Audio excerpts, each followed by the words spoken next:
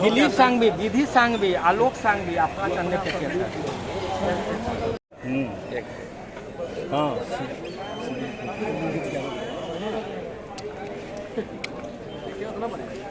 Sir, जिस चलने पे है भाई वो दिखा रहे थे, ये सब तो हाथ में लिए तो साइड करके दिखा रहे थे। 3 मिनट ज़्यादा नहीं। हाँ ये देखिए, अब दिखाइए। हाँ ऐसे इधर देखते हुए छोटा छोटा।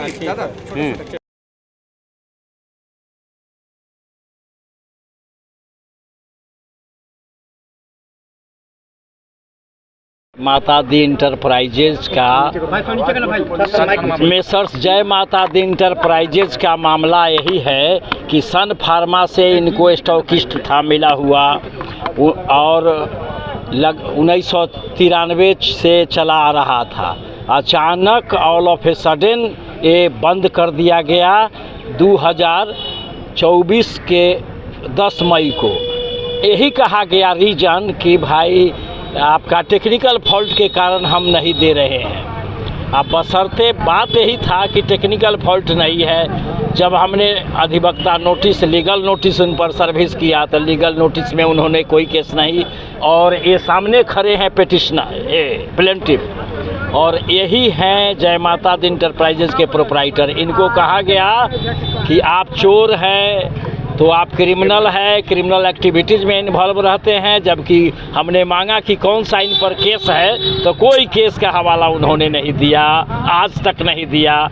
फिर लीगल नोटिस भेजा, लीगल नोटिस का जवाब आया, जवाब के बाद हम लोग रिज्वाइंडर किए, रिज्वाइंडर के बाद भी कोई ठोस सबूत नहीं आया। तब जाकर हम लोग मनी सूट 5 करोड़ 10 करोड़ जो भी होता है बनता है, इसका 50 करोड़ तक जा सकता है, जितना दिन हर जाना है। और इनको all of a sudden supply करना बंद कर दिया, जबकि ट्रेड और बिजनेस का हनन है, मौलिक अधिकार का हनन है, और इनका जो ड्रग्स एंड कॉस्मेटिक में जो लाइसेंस मिला हुआ है उसका है सब चीज़ का कि लाइसेंस जिसको ग्रांट है वो भारत के किसी ऑल ओवर इंडिया के कोने से दवाई ले सकता है। कुछ कमीशन की भी बात आ रही थी वकील साहब। हाँ, कमीशन की बात आ रही थी इनके साथ 10% का। हाँ, डॉक्टर के 40%। और 40%। ऐसा कमीशन का बात ये दवा का ये नाजायज खोरी है और कुछ नहीं था। इनके साथ इतना बड़ा घपला किया, इसलिए इनका आज डेट था, आज तारीख था,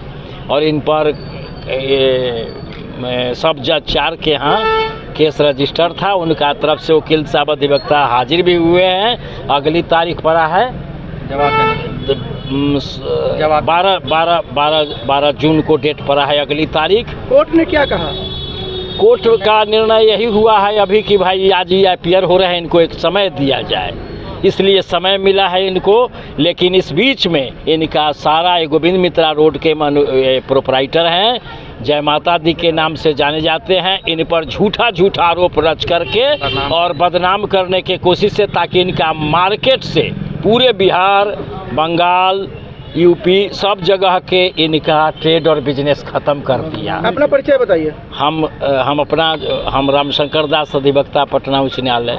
यहाँ तक कि जब मैंने नोटिस दिया था तो यहाँ तक भी कहा गया था कि वकील साहब पर भी केस बनेगा कि क्यों भेजे नोटिस, जबकि एडवोकेट एक्ट में क्लियर है कि हम किसी को नोटिस दे सकते हैं।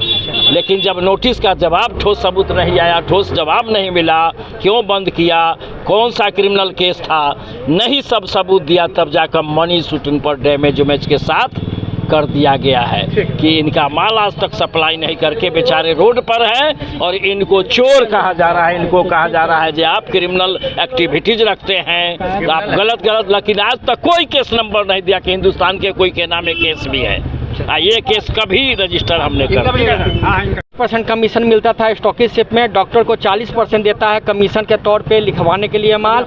मैंने विरोध किया, अब विरोध करने के बाद में मेरा टेक्निकल फॉल्ट करके बंद कर दिया। मैं मुंबई में गया, कई बार मिलने की कोशिश किया, लेकिन टेक्निकल फॉल्ट करके उन्होंने हमको नहीं खोला, बल्कि बोला कि आप क्रिमिनल हैं। इस कह के सर हमको नहीं खोला गया। उन्होंने उन्हीं के आदमी ने बताया, राजेश सिन्हा ने बताया कि कंपनी में टैक्स में बहुत सारा घोल मटोल किया। अगर कंपनी का जांच बैठेगा तो जांच एजेंसी इसको छोड़ेगा नहीं। कंपनी उसी का डिस्ट्रीब्यूशन जो हेड है 2022-23 में 4 महीना के कंप्यूटर हैक करके इन्होंने GST घपला करने का करोड़ों करोड़ का नाम लिया। राजेश सिन्हा ने बताया, उसका डिस्ट्रीब्यूशन वाले ने बताया, सभी को बताया, पर्सनली बताया सभी को।